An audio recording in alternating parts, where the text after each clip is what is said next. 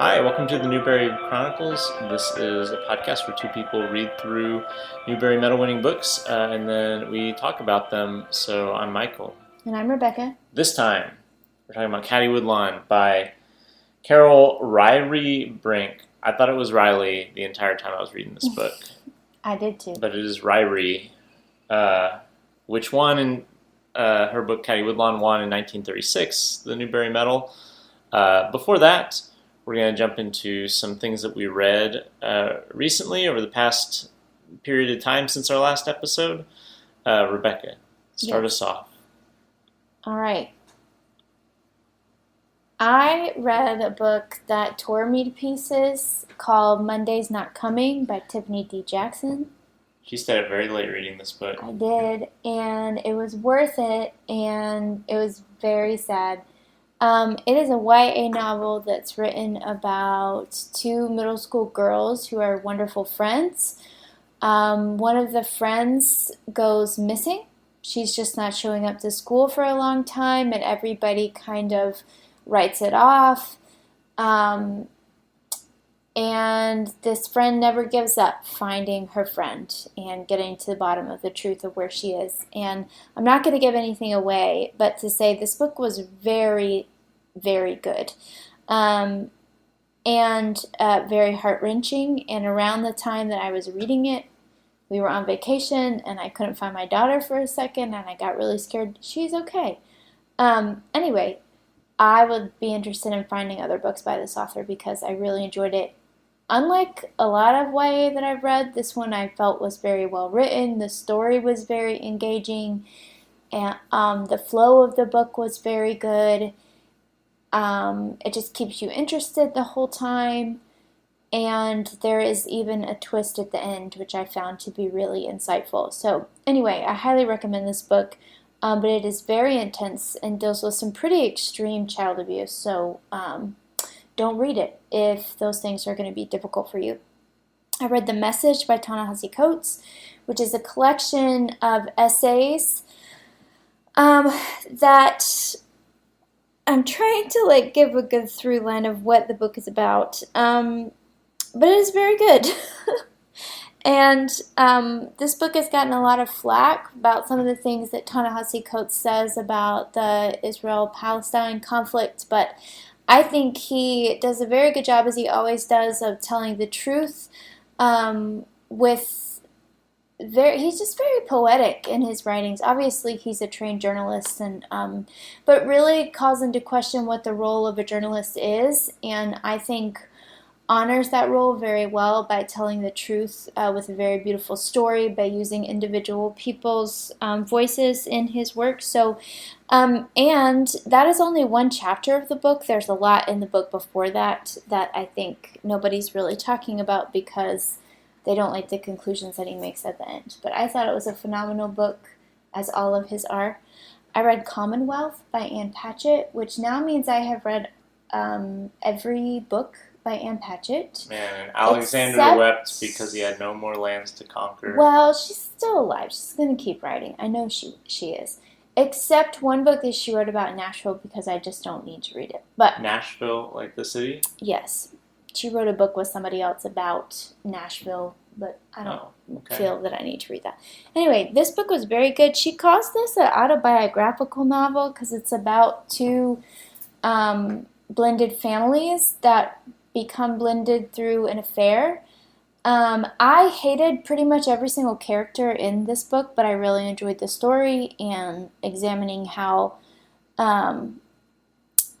these adults' lives are shaped by their childhood, which also centers around some neglect from their caregivers. So anyway, I thought it was very well done. Anne is just great. She's wonderful. This was not my favorite of hers, but I think that was really just because I didn't find any of the characters exceptionally lovable, and I felt like there were some plot holes in it, but it was good. I read The Great Gilly Hopkins by Catherine Patterson, which I realized I've not even told you about this. No, this is So, new to me. if you're a faithful listener of this podcast, you know that we have read a Catherine Patterson novel before, Jacob Have I Loved, and we will read Bridget Terabithia because she won for that too. I want to say she got an honor for The Great Gilly Hopkins, but maybe not. So this I'll book tell you in a minute. is about a foster child who is very, very spunky, has a lot of sass, a lot of attitude, and comes to be placed with this woman who is very tender and kind and soft-hearted, and really it just explores her growing up in this household while also longing for the love of her mother and hoping to be reunited with her. I thought this book was fantastic. I just think Catherine Patterson is exceptional. You guys already know that, but I think the voice that her children take is just so strong and significant and just really funny. These kids are just really funny. This one definitely deals with some harder subject matter, although I don't think I've read any of her books that doesn't. But this one hit kind of close to home just because of work that I used to do. But I thought it was really, really good. To circle back around to your question, yes, it won the Newbery Medal, or Honor Medal. It also won the National Book Award in the category of children's literature. It was very good, especially for a book that was written in the late 70s to talk about foster care. I thought it was really, really good.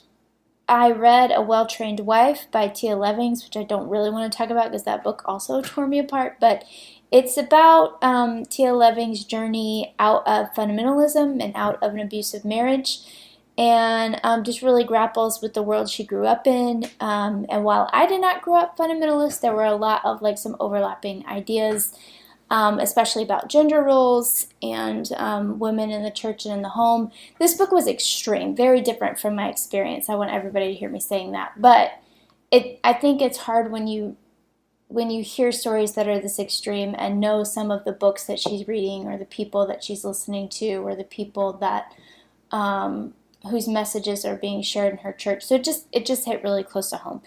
And then I read The Nature of the Beast by Louise Penny, which I think was the 11th Gamache book. You guys have heard me talk about these books a lot. Penny is being super extra in this book. It was good, it was fine, but the scale and the scope of these murders and all that they're connected to is just getting more and more extreme, and sometimes I'm just like, okay, Louise. But anyway, that's what I read. Well, as usual, I did not read that many books. I read more like 2 3/4, because I'm not quite done with the last one, but I'm close enough. I'll talk about it. So I read a book called Doppelganger by Naomi Klein. Naomi Klein is a journalist and political writer. She's written books like Shock Doctrine and No Logo and a bunch of fairly well-regarded books. And I like Naomi Klein. And so this book came out a year or two ago, 2023, so that was 2 years ago. And it's a little bit different for her in the sense of it has strong memoir qualities to it, because a big component of this book is how Naomi Klein is often mistaken online for Naomi Wolf, who is a feminist writer from the 1990s, was involved with the Clinton administration and stuff, but then really fell out into conspiratorial thinking and is now a regular guest on Steve Bannon's podcast and is really down that sort of right-wing conspiracy pipeline. And so Naomi Klein obviously is a principled left-wing writer with a lot of environmentalist themes, and so she's often very frustrated and embarrassed by being oftentimes their two names are conflated by people. And she uses this experience to explore the ways in which basically the internet creates mirrors and mirror worlds where people kind of fall into parallel universes of online echo chambers and things like that, where weirdly like left wing and right wing talking points kind of mirror each other, but are like inverted images of each other. So like a left wing person might say something about like how Pfizer and other like big pharmaceutical companies like conspired against like the world by like making their COVID vaccines like proprietary and so that they could profit off of them. Whereas right wing, conspiracies around vaccines have to do with how these nefarious elites are using the vaccines as a cover for like social control and new world order and blah blah blah. So both are like pointing to a cabal of people who are making, benefiting from, a kind of bad motive behind the vaccines, but they're mirror images of each other. So she talks about this in a lot of different. It's very like literary and essay like how she goes through it, and I think like makes some really interesting points about the ways in which like kind of our world is polarizing. I sometimes get frustrated when people talk about the polarization of the world because it sometimes feels like people are just mad that there's two different things that people can't agree on and there's not much substantive analysis with it. And I think that she does a much better job of actually really deeply analyzing a lot of like what goes on. She talks a lot about her son who is neurodivergent and how like all the vaccine and autism conspiracies kind of mirror themselves on the ways that like children with disabilities are actually treated in the world, and the kind of like eugenics language. She talks about Israel and Palestine being kind of mirrors of each other, and she's Jewish, but she's not Zionist, and so she's very real about the ways in which Israel is perpetuating a like apartheid state at the expense of the Palestinians. Anyway, she takes this in a lot of really interesting directions. I thought it was really cool. Good book that really deals very effectively, I think, with like all the post-COVID like online political thought spheres. I also read this book called Summer for the Gods, which is a book about the Scopes trial, which was in Dayton, Tennessee, not too far from where we live. Me and a few other guys at our church read it like as part of just like a book club. It's the 100th anniversary of the Scopes trial, which, if you don't know, in Tennessee in 1925, there was a law passed that said you couldn't teach evolution in schools. And this teacher was put on trial for having done so. It's kind of funny reading it because I don't know how common knowledge this was now. I knew this a little bit before going in, but the whole thing was more or less a sham. In the sense of there really was this law, but the teacher may or may not have actually taught evolution, but he had volunteered to say he did, so that the ACLU would have a defendant to challenge the law in the hopes of overturning it at the Supreme Court. And there's a lot of really wacky stuff that goes on. Obviously, most famously, like William Jennings Bryant and Clarence Darrow, like are kind of on opposing sides of this. With William Jennings Bryant being, in favor of restricting the teaching of evolution, Clarence Darrow wanting, the First Amendment rights of the teacher and all this sort of stuff. I thought it was really interesting. It contextualizes a lot of things that I didn't really know a ton of about the time, like maybe some of the history of like Christianity's relationship with evolution, which isn't always as antagonistic as is in, you would think in some of the history. I learned a little bit more about the background of the ACLU, William Jennings Bryant. It was a good book. I enjoyed it. And actually just today, me and the guys in the book club went down to Dayton, Tennessee and looked at the courthouse, which is down there. And it's preserved. It's like basically a museum now, and it's really cool. Would recommend if you're ever in East Tennessee. Tell them where you ate lunch. Oh, yes. So, and also around the corner from this courthouse is a place called Monkeytown Brewery, where I got a Theory of Evolution Hazy IPA. That was pretty good. Yeah, it's fun. Dayton continues to cash in on the Scopes trial all these years later. Apparently every year they do a recreation of the trial, and people come spectate out on the lawn. Has Andrew gone to that? He is not. Andrew being our friend. But I feel like it's only a matter of time. Yes. The last book, and the one I haven't finished, but I've been slowly reading it over the summer, is Salman Rushdie's The Satanic Verses, which is a novel. Salman Rushdie is an Indian, British Indian writer, British Indian writer. I'm not sure which adjective should go first, but he kind of has straddled those two countries. And me and a friend have been reading this over the summer. It's like this magical realist book about these two Indian actors who are on a plane to London, and the plane gets hijacked and eventually crashes, but the two miraculously survive. One of them starts turning into the angel Gabriel after this. The other starts turning into a goat. And intermixed with this are like little flashbacks to the angel Gabriel's interaction with like humankind throughout Muslim tradition, including his giving the Quran to Muhammad way back, in the day, and a few other things as well. This book was very controversial when it first came out in the Muslim world. It was viewed as like profane, sacrilegious. There's a lot of like treating Muhammad as like a regular fallible person and kind of calling into question the veracity of the revelation of the Quran. So like there were literal assassination attempts made on Salman Rushdie's life. And that was what made me interested in this book. But having read most of it, I think it's just really, A, it's a really funny book. B, it's got that magical realist element, which is really interesting. But C, it's about like basically like the identity of being Indian in Great Britain. And a lot of it is about like the varying degrees of either embrace or rejection of that identity inside of a kind of like colonialist setting. Where you are othered because you are like the specter of like the colonialist project that was British India. Anyway, it's good so far. I don't know if the last 50 pages will change my mind. I'm guessing not. I'd recommend. So yeah, that's what I've read. Awesome. So we're on to Caddie Woodlawn, on to Miss Ryrie.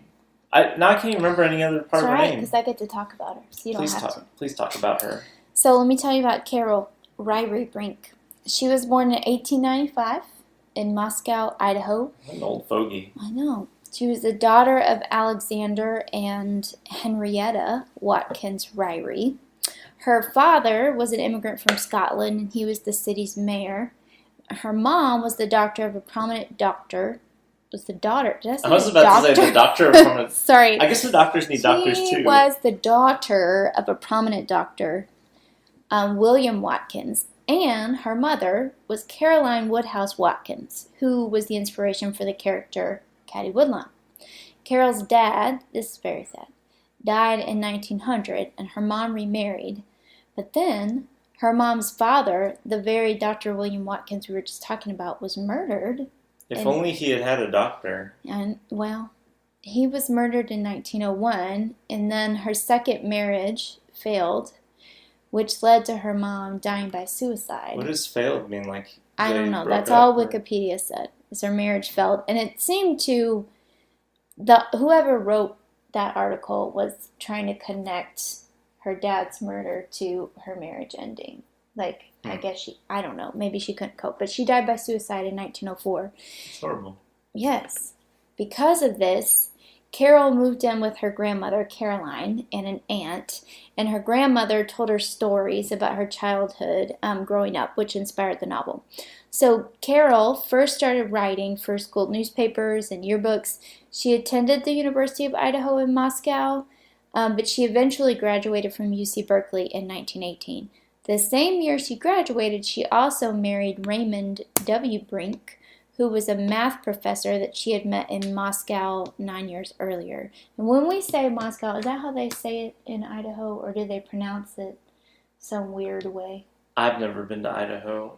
Okay, so just so everybody know that we're not talking about Russia. Anyway.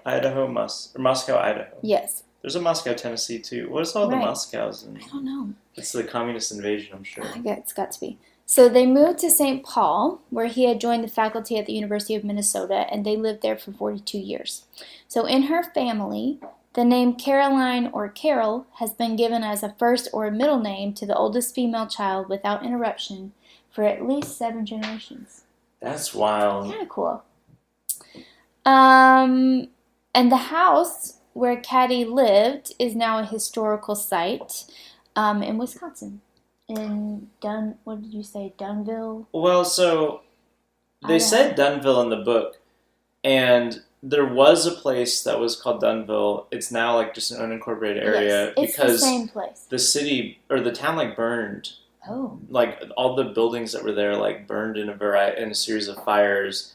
The last thing burned down in like 1928 or something. That's so sad. So it's in Dunn County, Wisconsin. Yeah, it's the same place. Okay. So that's what I know about Miss Carol. Okay. Well, so she wrote Caddie Woodlawn, as we know. This book is about Caddie. And she also has a few brothers. It's really like about her family. Like it is kind of like an ensemble, but Caddie is the point of view character. And as we talked about, they live in Dunville, Wisconsin. The book takes place in the 1860s, and so you get references to like the Civil War that's going on, and also this will come in later. In the 1860s, Wisconsin was not fully, or I guess what would become Wisconsin, was not fully colonized by the European settlers, and so there are Native American people also living with them, not with them, but like in the same general vicinity as them as well. And so the book starts out with Caddie Woodlawn. She's just running around having adventures with her brothers, and the book has to explain that this is the reason she's not doing ladylike things. Is that after her little baby sister Mary, died on their journey westward from Boston, where they're from, out to Wisconsin, the father was like, I don't want to, something about the death of his other daughter was like, made him decide that he wanted to experiment with Caddie by letting her just run free with the rest of the boys rather than having her confined to the home. Didn't Caddie also have some poor health? They were both sick from the journey, but Mary, the younger sister, had died. This is all, they never mention Mary ever again in this book. This is like all on like page 4 or something, and I don't know. Caddie never really gives a second thought to Mary. Well, why would she? I don't know, it was her sister, but yeah, but she was like a baby, wasn't she? I don't know. Whatever the case, he's letting her run free with all the boys. And so that explains why we can follow around Caddie for all of these misadventures, and she's kind of a tomboy. This is one of those books, and the Newbery Metal loves these kind of books, where it's like, there are some plot threads that go throughout the book, but mostly this is like, this thing happened, and then a different thing happened, and a different thing. It's like all their various adventures. And so a few of the threads that are in this book, the first big one is the Native American folks that are living near them. Very early in the book, Caddie befriends one of them, who they just call Indian John. I looked to try to figure out like what is the actual like Native American people group that would have been living here at the time, and I found a map, but there's like 6 overlapping groups. So we have Peoria, we have Fox, Sauk, Kickapoo, Ho-Chunk. I have no clue how to say one of these. Miamia, and then Ocheth Sakawunj. I wish I knew how to pronounce those better. The book does not seem to care or differentiate between groups of Native Americans, because all these people are the Indians, or oftentimes the savages by some of the other white people in this book. But Caddie and her father both have befriended this guy, Indian John, and so they sometimes hang out. And so throughout, you see this kind of tension build up between the white settlers, who are increasingly paranoid that the Native Americans are going to enact violence on them, and the kind of growing friendship that Caddie and her dad have with Indian John and some of his people. And this culminates in the white people thinking that the Native Americans are going to attack them, so they're going to make a preemptive strike on them. And Caddie runs and tells them what's going to them, the Indians, what's going to happen, so that they escape, and they don't come back to the end of the book. And that's one thread that kind of picks up at different points in the book. There's another thread with her father, who we find out was actually the son of a nobleman in England, right? I almost said Scotland because that's where her family, the author's family, is actually from, but I'm pretty sure it's England. Yeah. In the book. And basically, he was disinherited from his family for marrying a poor woman, aka her mother. I would not have married this mother for different reasons, aka she's very racist toward the Native Americans. But and she's pretty classist. Very classist, which is ironic given that she has this working class background and her entire family is disinherited of its wealth. But the mom doesn't have a working class background. She came from Boston. She's from a wealthy family in Boston. Wait a minute. Caddie's mom? What? It's Caddie's grandfather. Sorry, I was mixing up my generations for a second. Yeah. It's Caddie's grandfather who was disinherited. Yes. For marrying Caddie's grandmother. Yes. Whatever the case. There's this ongoing thread where, the father has these really like idealistic aspirations for America because he views America as this kind of classless society after his childhood in England, where his family basically had to beg for food after being kicked out of their noble family. Because his dad died. Yeah, because of the conditions, right, or something like that. I don't remember, but yeah. Sorry. Anyway, so that's another thread that goes on. Eventually, all the mean people in his family die, and he gets his inheritance back. But then they have to decide are they going to leave America to go back to the estate in England, and they decide very patriotically they're going to stay in America. So that's another thread that's throughout the book. Another thread is there's this school bully at the local like one-room schoolhouse, and this bully's very like mean, but he eventually redeems himself because he like helps put out a fire that's gonna like burn the school. Another thread is Caddie has his Uncle Edmund who shows up, and Uncle Edmund's like really carefree and happy-go-lucky. He ends up taking their dog Nero because Nero is going to become like a dog in Boston for some reason, but then he loses Nero. And they're really worried about Nero, and then he eventually comes back. They also have a cousin named Annabelle who comes in from Boston. This is another thread. And the cousin is very stuck up and not really used to living like this kind of like pioneer life, and so they kind of torment her because she seems pretty insufferable, but also they're pretty mean to her as well. Anyway, the book eventually comes to an end. The climax is basically whether they're going to stay in America or go back to England. But another part of that is Caddie kind of realizing that she's outgrowing her tomboyness and deciding that she's going to learn what it means to be a lady again. But having taken the kind of knowledge and experiences of her years running wild into the domestic life as well. So kind of a fusion of those, I guess. But then that's the end. It's not really as boring as I made it sound, but it's hard to summarize like books that are episodic like this. Anyway, what'd you like about this, Rebecca?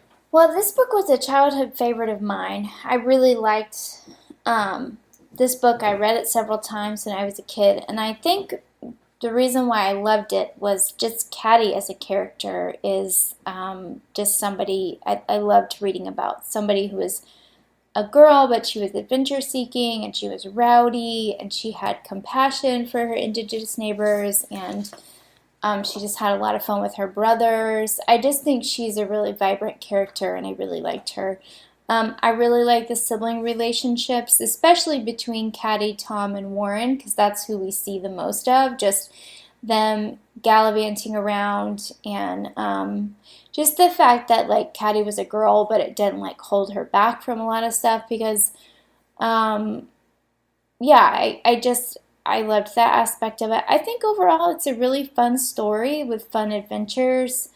Um, I'm kind of surprised that I liked this one a lot when I was a kid because it is very episodic and those aren't my favorite books.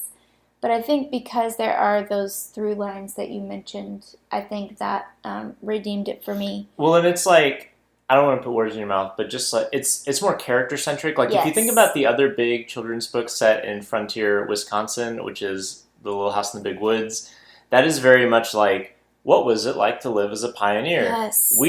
And let me spend 20 pages describing how we built the log cabin and stuff like that. Whereas this is not very interested in the Mm-mm. process; it's much more Mm-mm. interested in who the characters are.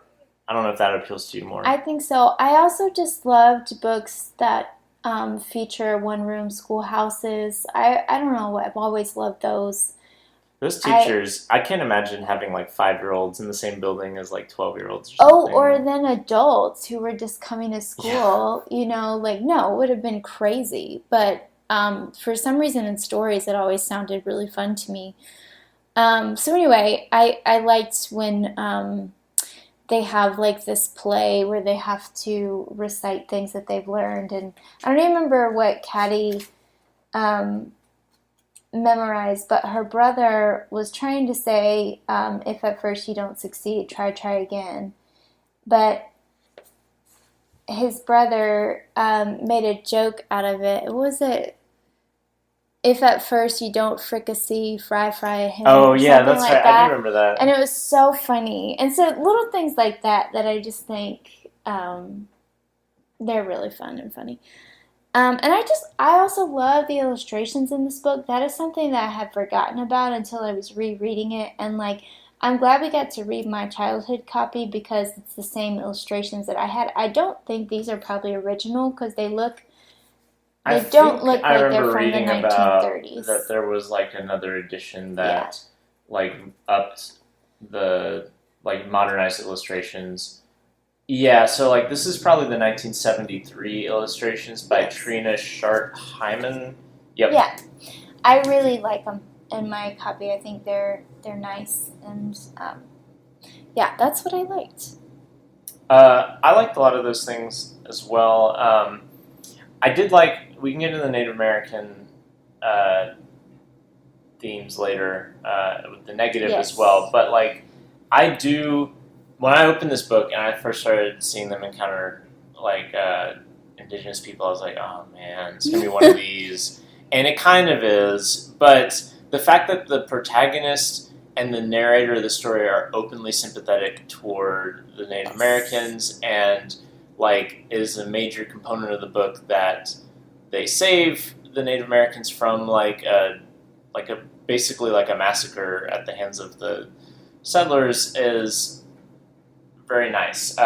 Again, especially compared to the Little House books, which Laura Ingalls Wilder is at best indifferent to the plight of the Native American, and sometimes characters in those books are quite antagonistic without the pushback that is in this book. So I appreciate that perspective is voiced in this.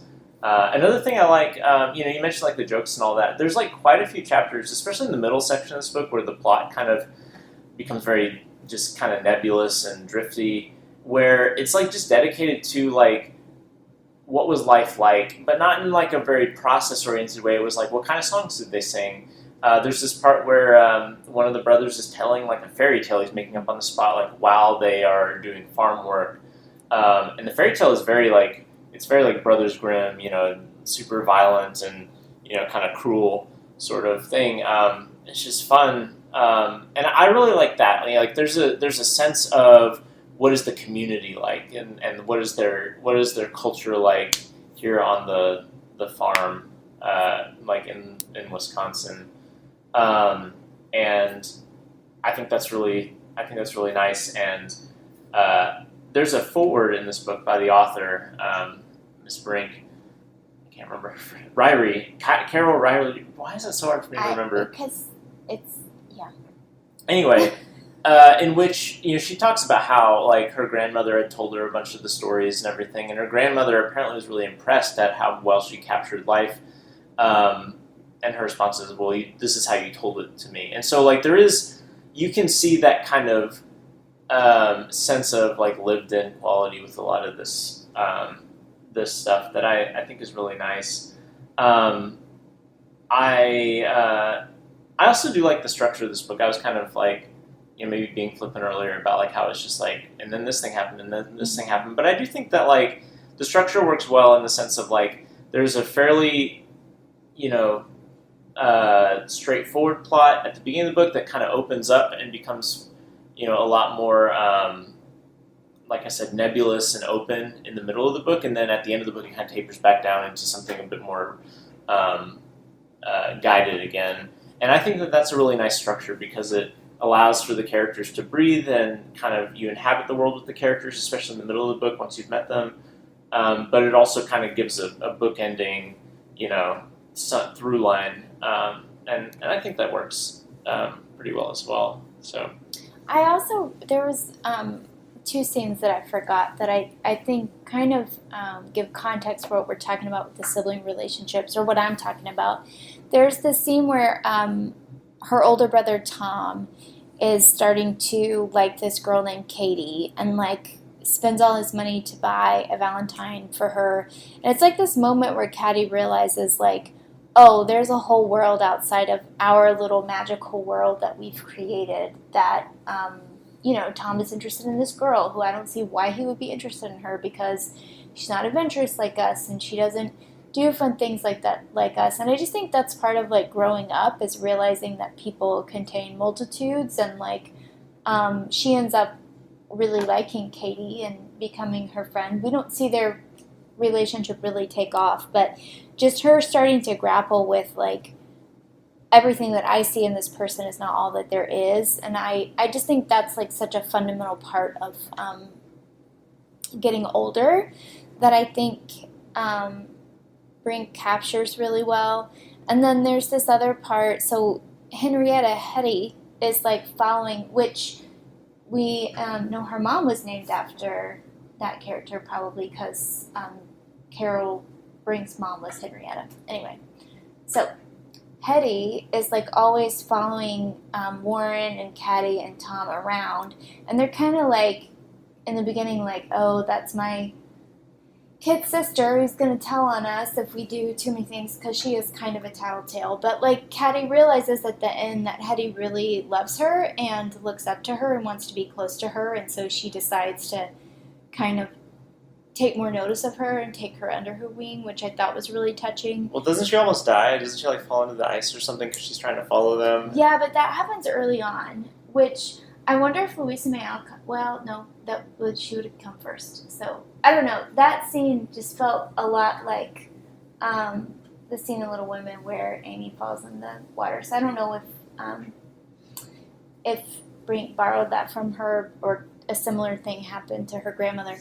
But anyway, it's at the end, though, that I'm talking about, where she like holds her hand on the hill or something like that. I can't remember all the details, but I thought that was really touching, and usually it's something that unfortunately we figure out as adults when we're not living in the same house as our siblings anymore, and we decide, hey, you're actually really cool. I wish I would have realized that sooner. I'm happy for Caddie that she realizes that like while she's still in close proximity to her, but I thought those are just examples of the things that I'm talking about.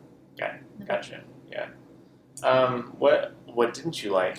Well, I mean, the same things you didn't. You don't know that. I have not said my piece yet. I do not like the overall portrayal of Indigenous folks in this story, and what I mean by that is, number one, there are some blatantly like racist ideas that characters are saying that some of them Caddie and her dad don't necessarily agree with, but it's definitely that their Indians are the good Indians. Like, there's no denial from them that like there are bad Indians out there, but it's not these people. And just this idea that they have just as right to the land as the Indigenous folks who've lived here forever. Yeah, that they would never even question like, well, because like you're saying, it's like, well, maybe some Indians would massacre, but don't worry, these ones aren't. Like, that's kind of their, like, white savior moment. But, like, the fact that they never even question, well, why would Native Americans want to be violent toward us? Like, why wouldn't they be cool with us just coming and making settlements in their territories. Yeah, and the only idea that they would want to like enact violence is because they're savages, not because like their livelihood is at risk. Yeah, not because they have like sovereignty as like a people group. Yeah, so of course I didn't love that. Debbie Reese, who we've referenced before when we read Island of the Blue Dolphins, she is an Indigenous woman who's done a lot of work, especially in children's literature and like unearthing stereotypes of Indigenous folks that are really dangerous, especially when we're talking about children reading this that aren't necessarily going to read with a critical eye like that. And like me, who read it and was like, oh,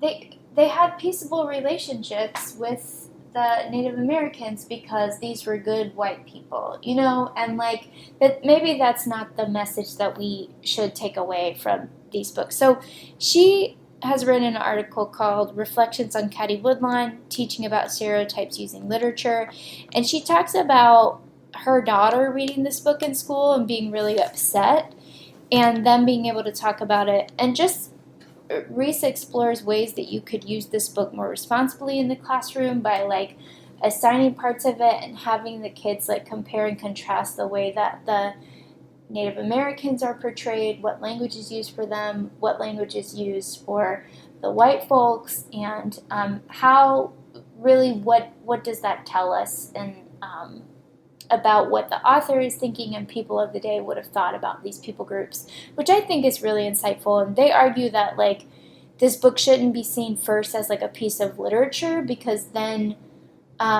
kids probably aren't as likely to like unpack these stereotypes, but in like an exercise sort of way like that. I think it's also safe to just not teach this book in school. Yeah, I don't know how many people are still teaching Caddie Woodlawn. Right.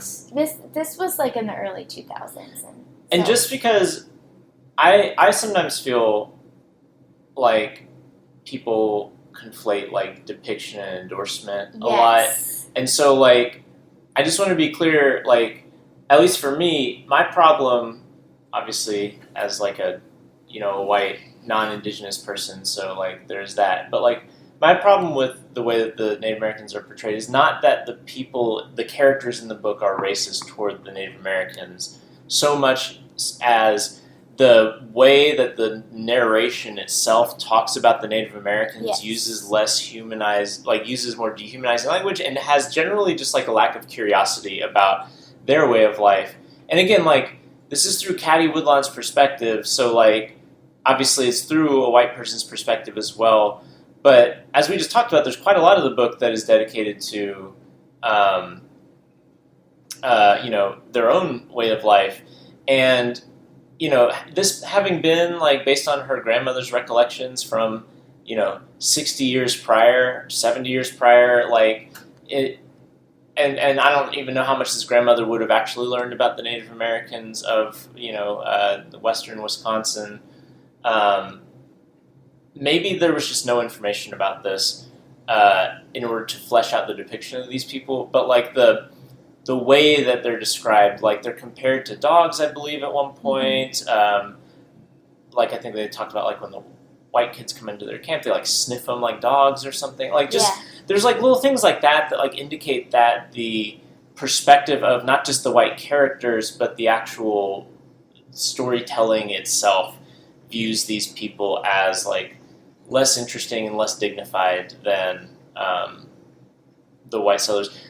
That said, it could definitely be worse. And I do think that like this has like all of the like you mentioned this earlier, not while we were recording, but like how this feels like a book that's kind of like from a liberal perspective, like proud of itself that it is being like the good non-racist like portrayal of like Native Americans, because it does have that whole plot about, oh, don't worry, we can actually coexist with the indigenous people. And I don't know, I think I appreciate that perspective. But it's a limited one. It's a limited perspective, and even with that limited perspective, there are ways in which the Native Americans are talked about that they just don't scan very well. And now I will say, rereading this, I was expecting to be more alarmed than I was, which I felt was kind of encouraging. Did you want to compare it to Laura Ingalls Wilder's? It's been so long since I read those, but, those Native Americans, and those are not in Little House in the Big Woods, if I remember right. It's mostly Little House on the Prairie, which is when you look at it through a historical lens, it's kind of horrific, where they just settle illegally on Native American territory and then are forced to leave at the end. But, they're always threatening. And Well, doesn't Pa say something like... I think it's like a neighbor or something, but when they're forced out at the end, the government basically comes and says, hey, you can't live here, this belongs to the Indians or whatever. One of the characters says, well, the only good Indian is a dead Indian or something. And, I don't know if that is endorsed by Laura Ingalls Wilder, but, there is none of even the, there's none of the bond making that is in this story. None of the camaraderie, right? At best, there's a kind of uneasy peace between the Ingalls and the whatever the Native American group is that's in Kansas or Oklahoma, wherever they are. It could be worse. And you also think about movies at the time, the fact that this book was written 1930 what? 35 is when it was published. That's a little bit before a lot of the big westerns that we would know came around. But still, the idea of a pioneer story being about the settlers facing an antagonistic Native American tribe was such an ingrained trope that I do think that there's value in this being a story where that is only a perceived threat by the white people rather than the reality. But I think it's definitely an imperfect portrayal. Obviously, hopefully, if this were written now with more information and more of an awareness of you need indigenous perspectives when you're depicting them, I would hope it would be done better. I think in the 1930s, obviously, I wish it had been done better back then. But given what else came out in the 1930s, I think it could be worse. So Debbie Reese, back to her, when she was talking about her daughter's experience in her classroom, she actually bought copies of this book called The Birch Bark House by Louise Erdrich. I don't know this book, but it was a book written in 1999, and it is an indigenous juvenile realistic novel that's part of this series called the Birch Bark series, and so it follows the life of this indigenous family near present-day Lake Superior. So if you are wanting, I've not read this book, but if you're wanting books that are set in a similar place with similar reading level, but actually using the voice of indigenous folks, this sounds like a good one. So yeah. The other thing I did not like is, one thing I did like was there's this scene at the end where Caddie they've been super awful to her cousin. There's no doubt about it. The one thing I remember, really mean to her. I think I read this book when I was a kid, but the only thing I remember from it, having reread it, is one of the things that they used to tease the cousin, which is the thing that the egg in her dress. They put an egg in her dress and she doesn't realize it, and then they have a somersault contest or something. So when she rolls over, it smashes the egg on her back. It's really hateful, and to me, that's not just boys being boys. It's just mean behavior, and that's the way it could have been addressed. Is hey, this is just not kind to do, but instead she's criticized by her mother for not being ladylike, and beats her, and shows more anger towards her than to the boys, and all this stuff. I looked this quote up earlier. This is what she says. Go ahead. Do you want me to read it? Go right ahead. You feel it? It sounds like you don't. No, you can't.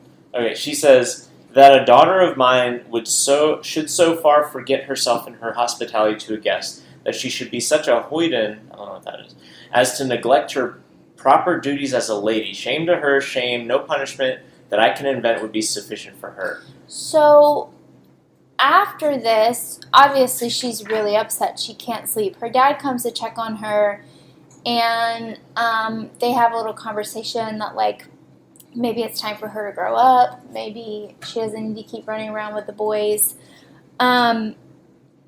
Anyway, so after that, Caddie kind of has like part of her character development is that she's growing up, so she's becoming a lady. And I didn't, maybe that was probably a means of survival for her because like she couldn't have continued to run around with the boys and probably get married or be respected and all these things. So I understand that, but I don't love that conclusion that like you're going to grow out of this like desire for adventure and all this. What I did like that's part of that is like after that whole scene with the cousin and her mom and her dad, she like decides to sit down with her sisters and start to quilt, and she ends up really loving it and like getting the boys involved. So I love that scene because it is about like you don't have to be one or the other. Like you can really love certain parts of domestic life but really love running around and climbing trees and riding horses and whatever.